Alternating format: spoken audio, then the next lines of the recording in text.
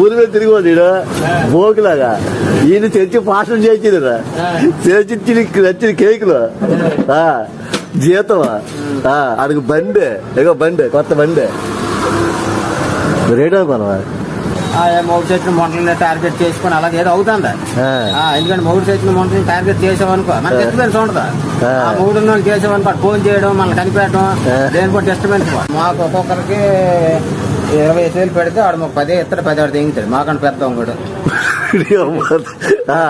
మీకడ పెద్ద మాకు 20 మాకు ఇమ్మంటారు పనిసి 10 ఇచ్చాడు 10 తీసుకో గట్టి కాడ నాకు తెంగి మాకు కూడా రాదు ఉద్యోగం పోతుంది గట్టి కేకలు వేసి వాళ్ళు అక్కడ ఎంత తెంగుతాను మాకు ఎవరైనా తెంగాడు అంటాడు తెంగిడు బయట రోడ్లు మొదలెట్టుకుని తీసుకుంటాను.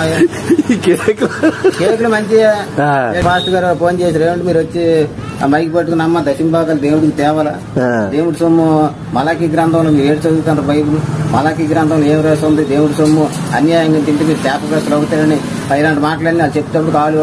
ఆ పాస్టర్ గారికి దశంభాగాలు తెచ్చేవడం మొదలు పెట్టారు. 4,000 పెన్షన్ 400 మీరు పాస్టర్ గారికి ఇవ్వాలా లేకపోతే మీ ఇంటికి శాపం మీ పిల్లలకి శాపం మీ కుటుంబానికి శాపం నాశనం అయిపోతారు. దేవుడు మాట్లాడుకోవద్దు దేవుడు దహించిన అగ్ని వంటి వాడు అని ఆమె మాట్లాడుతూ భయం కూడా బిజెందుకు వచ్చింది దర్శనం తేవాలా కోడి గుడ్డెడితే ఫస్ట్ గుడ్డు మాకు ఇవ్వాలా ఏంటి పాస్టర్ గారికి ఏది పండిన తెచ్చేవాలా మీకు ఆశీర్వాదం